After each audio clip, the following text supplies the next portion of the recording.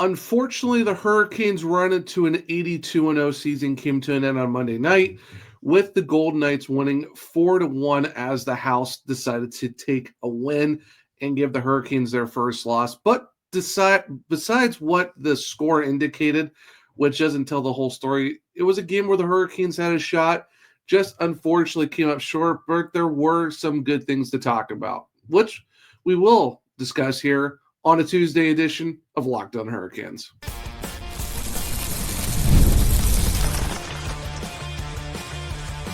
You're Locked On Hurricanes, your daily podcast on the Carolina Hurricanes.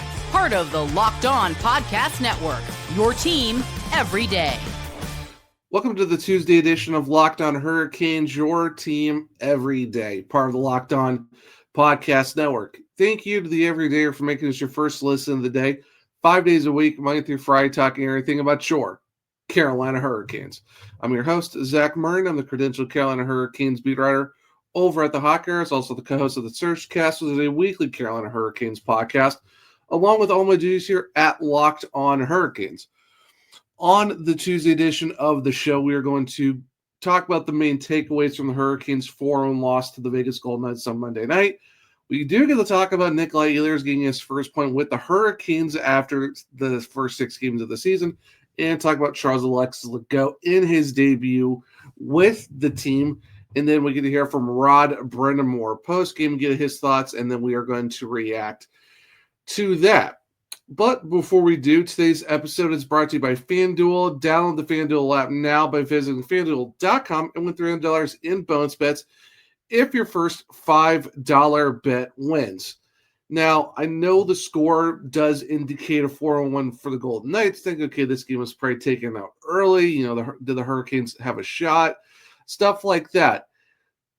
It was 2-1 after the first 2 periods, but then Vegas did score 1 in the third and then an empty netter to put it away. But if you look at the tail of the tape for the Carolina Hurricanes, they did outshoot Vegas 27-26, out-hit them 15-13. Block shots were 20-18 in favor of the Golden Knights.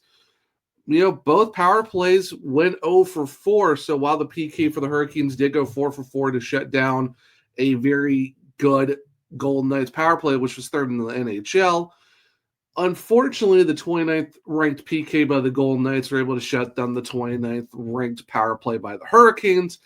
And now the Hurricanes are still only have 2 power play goals through the first 6 games of the season. But on paper, this game was pretty close, all things considered. It's just one of those things where you look at the Jack Eichel goal off a stick of Kendra Miller and past Frederik Andersen. It's one of those weird goals where it's just, what can you really do if you're Freddie?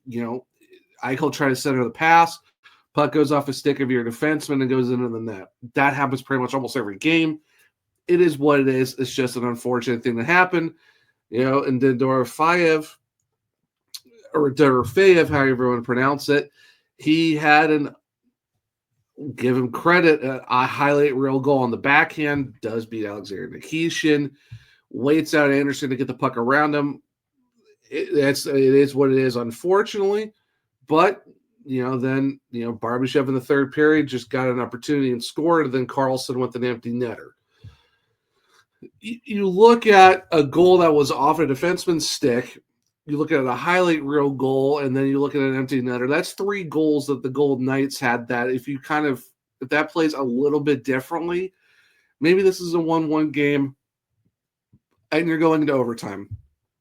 But it's just one of those things where, the puck luck happened to go to the Vegas Golden Knights' way. They had the horseshoe, they just had, they rolled the dice perfectly and they came up with it.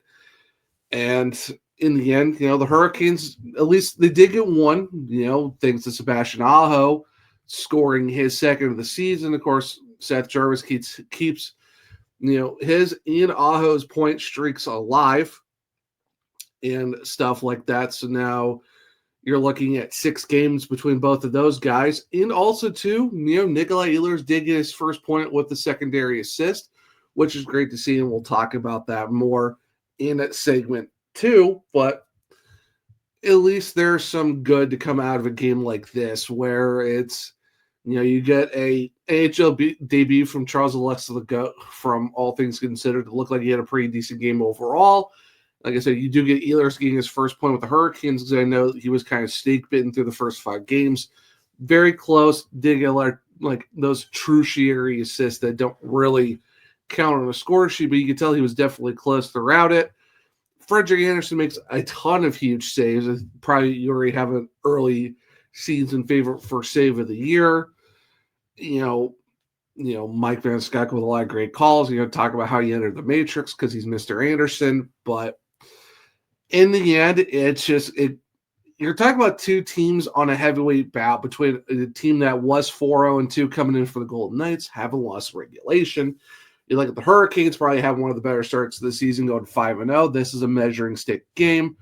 And like I said, despite what the score says 4-1, it wasn't like Vegas just was up 4-0 and the Hurricanes finally got one. It was 2-1 after the second period. Then it's just they were able to score 2 in the third, with one of them being empty netter. So it's one of those games where the score doesn't really indicate what actually happened unless you actually watch the game and knew what happened. If you're just going by box scores and everything else. And the thing, too, is, like, you heard me talk about it. Like, Hurricanes outshot them. The Hurricanes had, like, one less block, out-hit them as well. It was just one of those things where Vegas was able to capitalize on some opportunities and, had some puck luck go their way, and that's how you kind of won that game. And now they're still undefeated in regulation. Unfortunately, the Hurricanes have their first loss of the season, but overall, you're talking about a team who's still 5-1, 5-1-0. They're still 3-1-0 on the road trip. And, it's one of those things where it's, hey, you got one more shot against these guys later in the year. It's not the world's not falling apart, or, that's it, the Hurricanes are done because they, lost a game to a team that a lot of people are considered to be a favorite to come out of the West, along with Colorado and Dallas, who they have to face later this week. But it's one of those things where you kind of look at this game, but okay, it was close. Unfortunately, they kind of pulled away in the third a little bit. There were some weird circumstances of some of their goals. You got a highlight reel goal as well from Dorofeev. And it's one of those things where, yeah, you don't want to talk about moral victories, okay, or you don't want to talk about, well, there was this that happened and stuff like that. But in the end, it's one game. We still have, another 76 games to go at this point. The Hurricanes, like I said, they're still 5-1-0. They still have a winning record on their road trip. They got 2 more games to bounce back and finish this thing with, a winning record. I don't think you want to go, 500 or the NHL version of 500, depending on if it's, there's some overtime losses or whatever. But it's just one of those games that unfortunately just didn't go their way in the house, ended up winning. It is what it is. But, and the fact that the Hurricanes are, Alishing Gostisbehere, they're saying it's not serious. We did finally get an update. It's not serious. He's still on the trip. So hopefully, the team gets Ghost back. Hopefully for Colorado, because Tuesday is an off day for the Carolina Hurricanes. It's their scheduled off day, travel and stuff like that since they go to Colorado. Luckily, the travel isn't too far from Nevada. And then, they play the Avalanche on Thursday. Then they got Dallas on Saturday. But so hopefully you get Ghost back. You're still kind of waiting to see if Jacob Slavin comes back, if he comes onto the trip or not. But, if you at least get Ghost back, you're in a good spot for the Hurricanes. Vegas did not have Mark Stone, but, Jack Eichel doing what Jack Eichel does did lead the way a little bit for them. And, of course, they got their other guys that kind of stepped up. Like I said, Ivan Barbashev was someone to watch. Dorofeev was someone to watch as well. Thomas Hertl. Mitch Marner got a couple assists in that game. That's someone you definitely need to keep an eye on. Right now, Vegas is really cashing on what Marner's done so far. But overall, I think for this game, I wouldn't say that this is like this is a huge problem. The Hurricanes, might need to address some stuff. It's just a team that doesn't have 2 of their top defensemen right now, especially one in Gostisbehere who was on a really hot start. It's just the puck luck wasn't there for them tonight. At least you got some point streaks staying alive. You got a guy getting his first point with the team. You got a debut on Legault. So, Like I said, there are some positives to take away. It stings that they lost, but hey, it's an 82-game season, and unfortunately, no team goes 82-0, but they are still 5-1-0, and we kind of just move on from there and look towards Colorado. Now, I did talk about it a little bit here in saying we want to talk about Nikolaj Ehlers and Charles Alexis Legault, but we will dive more into that, so stick around and we'll talk about those two guys here in a second on a Tuesday edition of Locked On Hurricanes. The NFL season is here, and FanDuel has an offer you don't want to miss. Right now, new customers can bet just $5 and get $300 in bonus bets if you win. That's right. Pick a bet, put down $5, and if it hits, you'll unlock $300 in bonus bets to use across the app. It makes watching football even more exciting when you've got a little something right on the action. Whether if you're watching your favorite team or maybe even your fantasy team, there's a lot to do with FanDuel. So whether if you're a casual fan or love diving into the stats, FanDuel makes the game day experience so much better. So what are you waiting for? Visit FanDuel.com to download the FanDuel app today and get started. Let's be real. Making excuses doesn't solve everything. We've all heard them before. It's just the stress, I'm tired, or it happens to everyone sometimes. But when it comes to performance, sometimes your body just needs a little extra support, and that's where Rougit comes in. Rougit.com offers fast-acting, doctor-prescribed treatments for ED designed to help you stop making excuses and start making moves. Rougit makes it to get started. You just connect with a board-certified doctor 100% online, no awkward waiting rooms, no in-person appointments. So visit rugiet.com/lockedonAHL to get 50% off your first order. That's rugiet.com/lockedonAHL. And don't forget to use our code LOCKEDONAHL so they know we sent you. Rougit, stop making excuses and start making moves. Welcome back to segment 2 of Locked On Hurricanes, your team every day. So we kind of talked about in segment 1, Nikolaj Ehlers does have his first point with the Carolina Hurricanes. And it's good to see that he finally capitalized on a chance and did get, off the schneid in terms of point-wise. Now, the fact that, it doesn't matter if it's a goal or a secondary assist or a primary assist, Nikolaj Ehlers does have a point with the Carolina Hurricanes after some great passing between him, Jarvis, and Aho. Of course, Ehlers starts on the Hurricane side of things, moves it across the ice, gets it to, starts behind the goal, goes up the entire way of the ice, gets into the goal Knights zone, gets it to Jarvis, and then Jarvis finds Aho in the right faceoff dot and scores, and the Hurricanes are on the board. And honestly, that's not bad when you look at what Nikolaj Ehlers did. Basically started the play, got to Jarvis, who's been on an absolute heater right now, gets it to Aho, and he scores.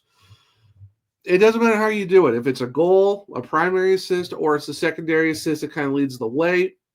A point's a point. You love to see it from Ehlers. He's been actually really trying. You can definitely tell that he's been so close. It's just unfortunate. It's either the technical third assist or he just gets absolutely robbed, and there's really nothing he can do about that. Now, he did have 4 penalty minutes in the game, but, hey, what can you do? But 18 minutes and 22 seconds of ice time, did have 2 shots in the game, did finish with a -1, but he got the point. That's all that really matters. And, it's good to see that, he's finally, able to get the monkey off the back in terms of the point is there. Now he's still waiting for his first goal, which I think will come very, very soon, but you love to see it from him. And, of course, it helps out that, Seth Jarvis keeps his 6-game point streak alive along with Sebastian Aho. Both those guys did finish with a -2 each over 21 minutes of ice time, and they combined for 5 shots. It's just one of those games where Vegas kind of had the top line's number where they all combined for a -5, but, Vegas is a really good team, so is Carolina, but at least I know a lot of people don't like to talk about moral victories. It's like, okay, well, they didn't win the game. Moral victories only get you so far.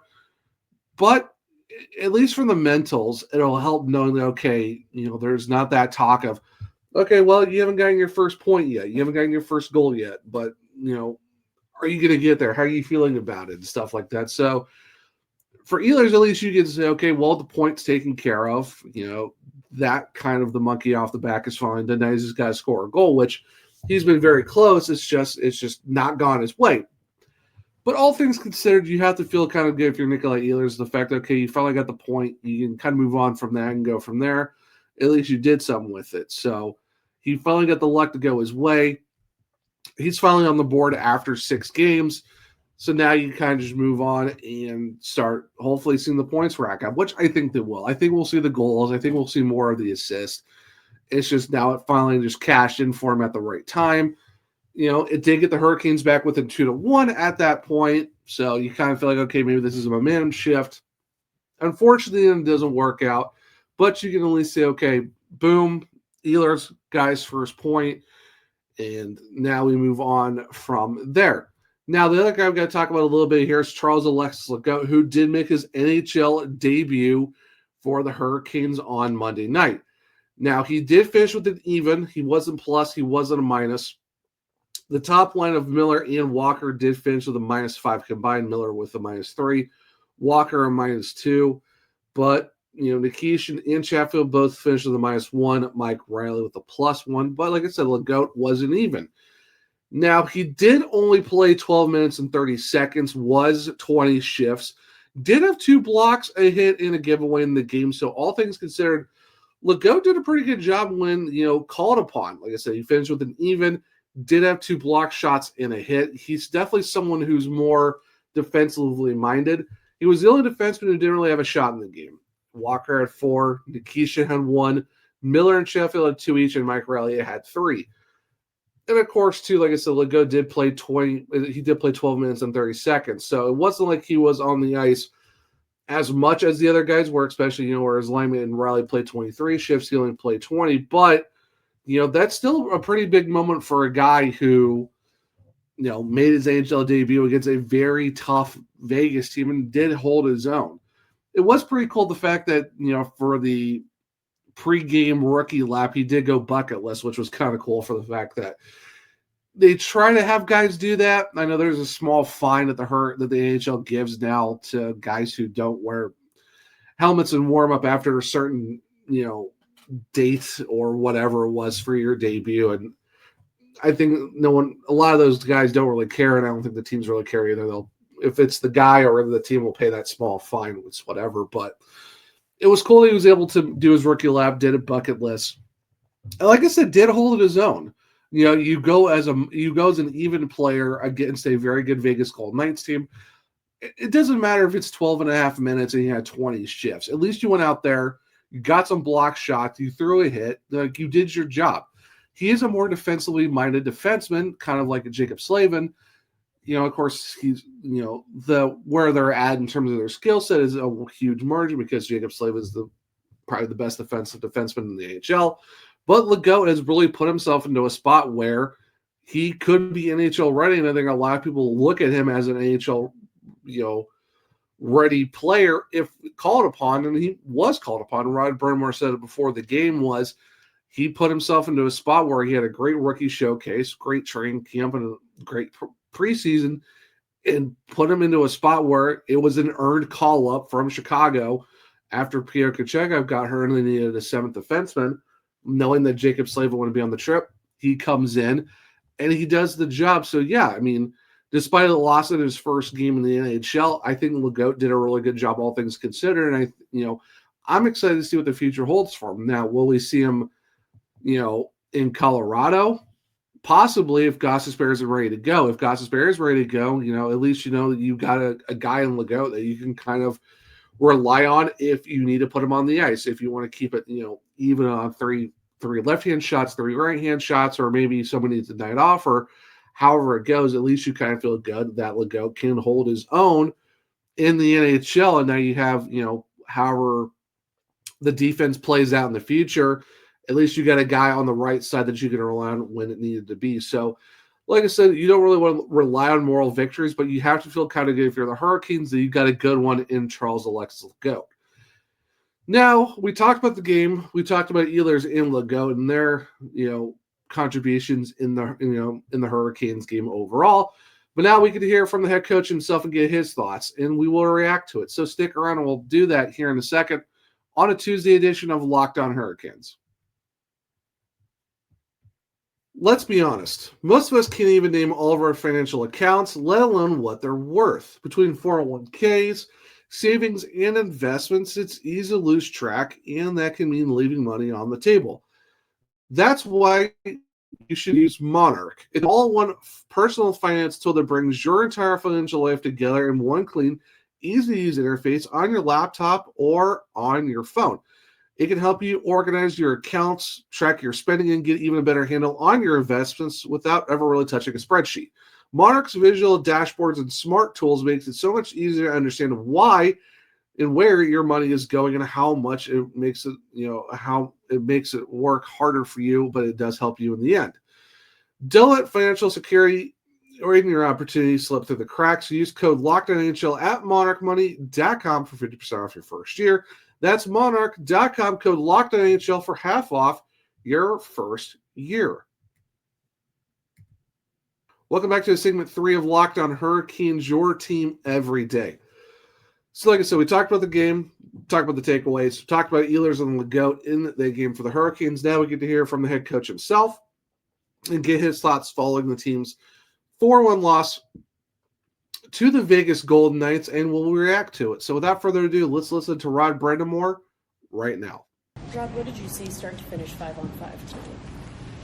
Well, I didn't mind the game. Thought we played pretty hard. They had a couple fortunate bounces in the first 2 goals. They made good plays after. I mean, that's what they do. The talent level is obviously off the charts with this team, and they capitalized, but they were kind of, the first one we shot in our own net, and then the other one was off kind of bounced off us for the breakaway. So that's tough, and I thought the rest of the game was pretty even. Both teams going at it pretty well.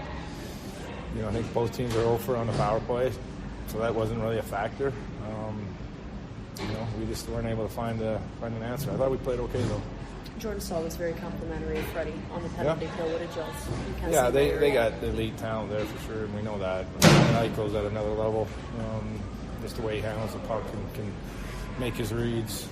And so they had definitely us under siege there. But like I said, we didn't break there. A tough break. Keandre falls. And that puts the game away because we had our opportunities. What did you see from the Aho line tonight? Yeah, they were pretty good. I mean, I thought they obviously got the one, had a few other looks. That like I said, that's they have to be on the score sheet, and I'd like to see us get a little more. Them on the power plays got it. They're not really not connecting yet the way they need to be real effective. But overall, like I said, the game was there for us. A lot of hockey left on this road trip. What's the conversation with the group after first loss? Well, these are long. It's getting long. Everybody knows it. It's a long trip being away, but we got to just regroup. It doesn't get any easier. You're playing now Colorado. They're right there with these guys. So, and then you got Dallas right after that. So we hit in a tough stretch here. And with the injuries, it doesn't help. I thought we did a pretty good job tonight. Did you feel that Keandre fell, or do you feel like he was? He fell, but he did get tapped on the hands. Yeah. It's interesting because we had the exact same penalty call on us on the Ehlers, or is it a little tap on the hand, and generally that gets called because it's a breakaway. Mm-hmm. So he did fall, but he did get if you slow it down, there's a hack on the hands, and that's by the law that's a penalty all day. Everybody knows it, and unfortunately they missed it. Big thank you to Rod Brind'Amour and the Carolina Hurricanes, as always, and you heard it from the head coach himself.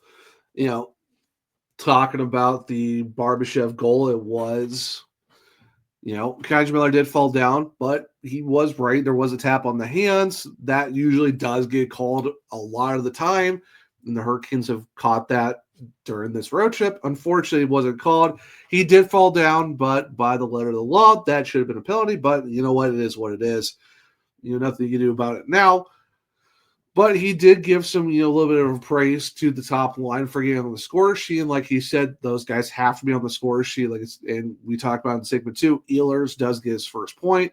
And then Aho and Jarvis keep up their point streaks. So you feel pretty good about that. And, and Rod said he liked the game. From reading and catching up on the highlights and stuff, because unfortunately I had to miss it due to just having to go to work early Tuesday morning with it being a late start. overall, you have to be pretty happy with the game. It's just unfortunately where the puck luck was. You hear me talk about it in segment 1. It's a puck off a deflected stick from a defenseman who was trying to break up a play. It goes in. That happens a lot. You talk about a highly real goal from Dorofayev. Nothing you can do about that. And then the other goal was an empty netter from Cowboy Carlson. From William Karlsson. It goes in. What can you really do? So it's one of those things where it's just puck luck, highly real goals and empty netters kind of help the Golden Knights. This game was a lot closer on the score sheet.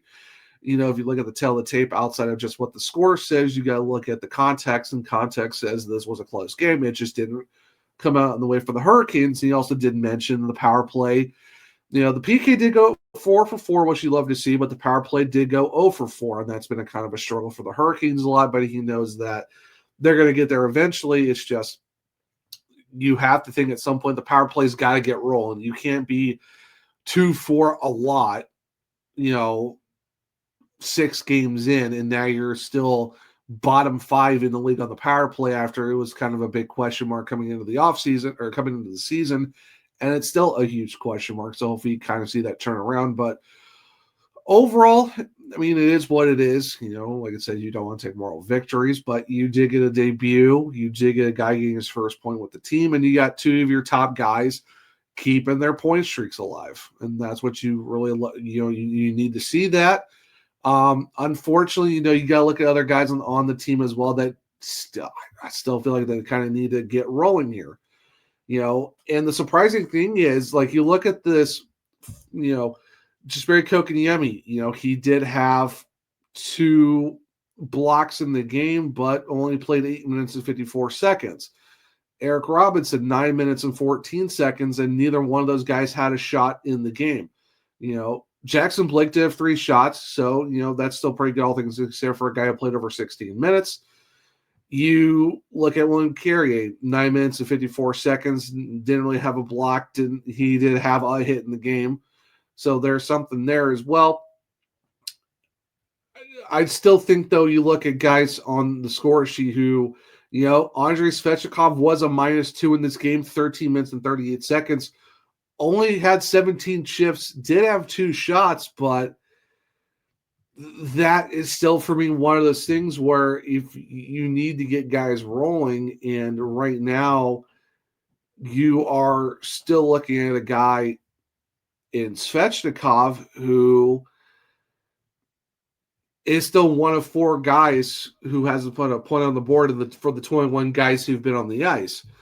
Now, the thing is, Charles Alexis Legault made his debut last night.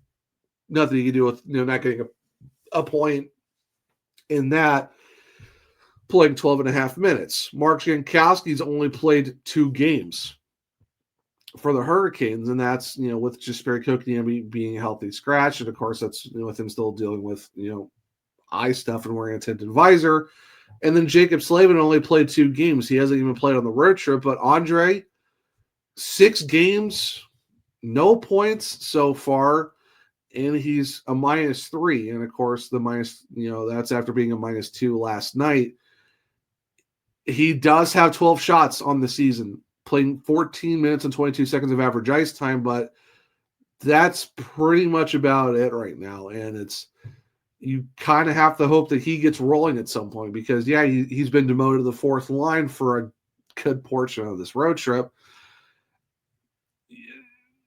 The minutes are limited right now. He's on the power play 2 group instead of power play 1. You got to get him rolling, and that's kind of thing that you're looking at game 6, and you still got Colorado and Dallas to come through as well. So it's, you hope that Andre gets on the score sheet before you come back home to Lenovo Center against Vegas next week, because right now it's just, this is probably the slowest start I've seen out of him to begin the season. So you kind of have to hope he gets rolling, but the top 6 is somewhat going. Like I said, it helps with, Aho and Jarvis still kind of doing what they're doing. Ehlers getting on the board finally. You're getting some contributions from other guys in the lineup. It's just, there's some other guys that you really need to see start making moves and hopefully helping out. So only time will tell, but unfortunate is what it is. The Hurricanes did get their first loss of the season, but they are still 3-1-0 on the road trip. They're still 5-1-0 on the season. So you kind of look at this game, be like, hey, it was there. Unfortunately, got away in the 3rd period with a a goal from Ivan Barbashev, then an empty netter. You lose 4-1, but this game is a lot closer than the score indicates. But now you move on to Colorado and see what you do from there, and hopefully, kind of turn it around. So it'll be very interesting on Thursday night, where the Hurricanes take on the Colorado Avalanche for another measuring stick game against a team that's really considered heavy favorites coming out of the Western Conference in the Avalanche. But until we talk about that, this will be the Tuesday edition of Locked On Hurricanes. Thank you for making your first listen of the day. For your second listen, check out the Locked On NHL Game Night, where every game, every night until it's done, Stanley Cup champion is crowned. Get local analysis on a national scale. Find NHL Game Night on Locked On NHL on YouTube or wherever this is your podcast.